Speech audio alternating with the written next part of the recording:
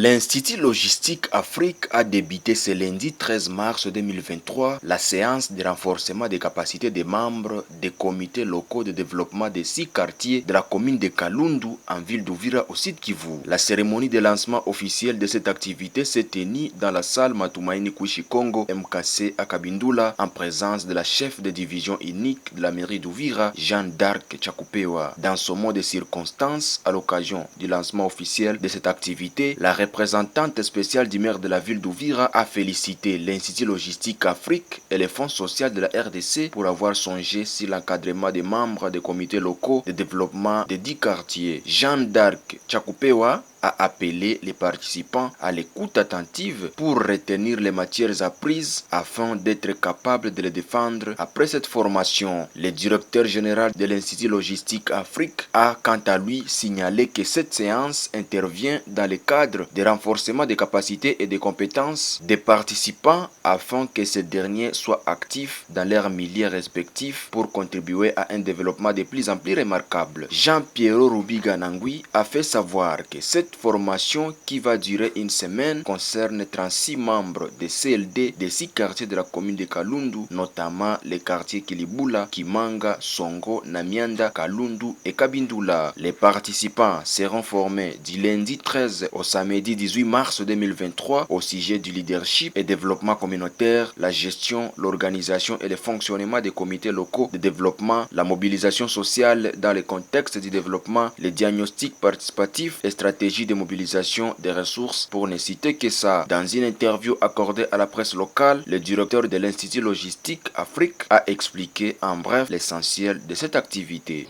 Nous sommes un cabinet de services et le Fonds social de la République, antenne du Sud Kivu, nous a mandaté pour le renforcement de capacité ou le renforcement en capacité des comités locaux de développement de membres de CLD de la commune de Kalundu. En fait, vous savez, les comités locaux de développement, ce sont des entités reconnues par les lois de la République et il y a mandat d'assurer l'accompagnement du développement à la base. C'est pourquoi, pour qu'on puisse faire le développement, il faut le comprendre. Il faut comprendre qu'est-ce que c'est le développement, quelles sont les responsabilités de celui qui est chargé d'animer ce développement, quelles sont ses limites, quels sont les avantages. La communauté attend beaucoup du développement et c'est pourquoi, pour qu'on puisse faire le développement, il faut d'abord assurer la formation à 3 niveaux. D'abord la dotation des capacités, ensuite le renforcement de ces capacités et pourquoi pas aussi le renforcement des compétences.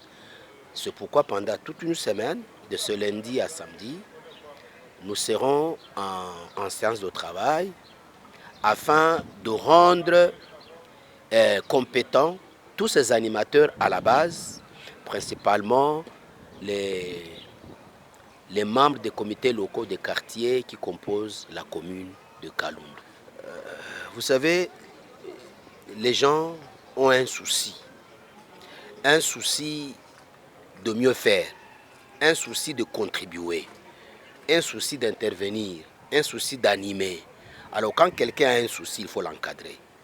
Quand quelqu'un a un souci, il faut lui donner les outils. Alors le premier outil que nous donnons aux comités locaux, c'est d'abord la compétence. Donc permettre à quelqu'un de comprendre dans quoi il est. S'il est animateur d'un comité local de développement, alors quels sont les défis à relever dans ces comités-là? C'est dans ces cadres qu'on est en train de les aider parce que ça doit se faire à la base. Par exemple, la question de la bonne gouvernance. Déjà, ça doit commencer au niveau de la base. On ne doit pas aller poser la question comment le chef de l'État gère, comment le gouverneur gère. On doit d'abord savoir comment le chef de quartier gère. Parce que le quartier fait des recettes, le quartier a une population, le quartier a le développement. Par exemple, quand on doit arranger un marché, quand on doit construire un hôpital ou un centre de santé dans un quartier, quand on doit arranger les égouts, quand on doit aller vers la réhabilitation de la chaussée au niveau du quartier. Alors, tous ces éléments-là, quand on doit construire une école, alors tous ces éléments-là doivent être traités. Vous venez aussi d'un quartier et vous connaissez déjà quels sont les problèmes que nous avons dans notre propre quartier. Alors, le rôle, c'est la responsabilisation et aussi l'outillage de ces personnes-là qui sont chargées d'animer le développement à la base au niveau du quartier.